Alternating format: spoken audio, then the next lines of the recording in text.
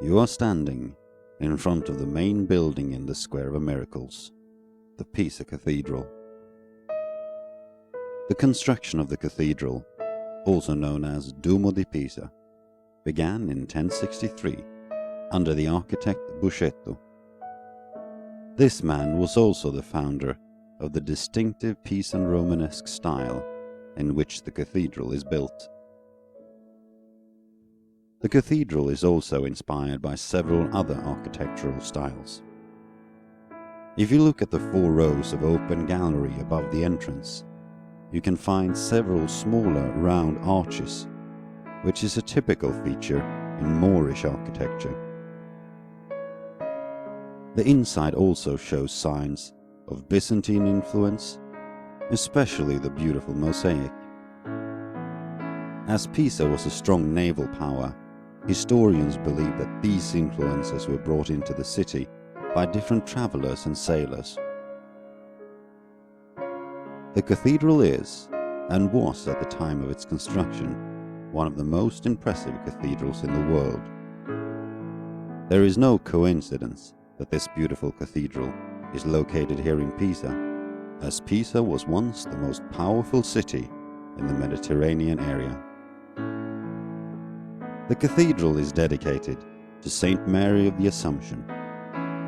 If you look at the very top of the facade, you can see a statue of Mary with a child. On either side of her stands the 4 evangelists.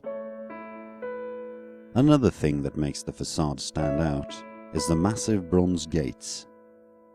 If you take a closer look at it, you can see that the beautiful relief which covers them depict different biblical stories. While the white shining outside of the cathedral truly is stunning, the same must also be said about the inside. Inside you will see its massive nave and beautiful aisle. The nave of the cathedral is flanked by granite Corinthian columns.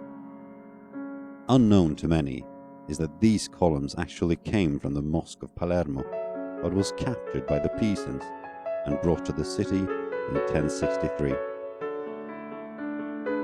The inside also hosts some of the greatest medieval works of art in the world, even though a fire in the late 16th century destroyed the majority of them.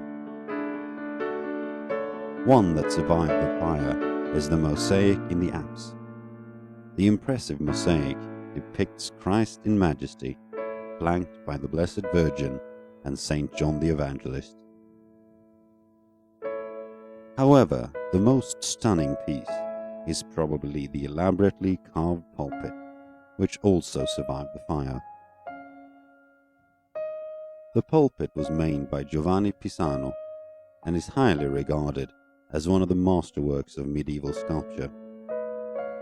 The pulpit is supported by plain columns, as well as statue-like columns known as caryatids and telamons.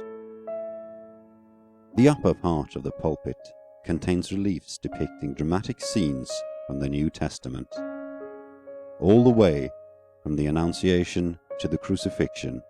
Whatever you do, don't miss this. The church also contains several tombs of important persons. One of them is Saint Ranierus, Pisa's patron saint, and the patron saint of all travelers. The cathedral also holds the tomb of the Holy Roman Emperor Henry VII. Pope Gregory VIII was also buried in the cathedral, but the fire in 16th century destroyed his tomb. As you can imagine, there is a ton of things to see, both on the cathedral's outside and its inside.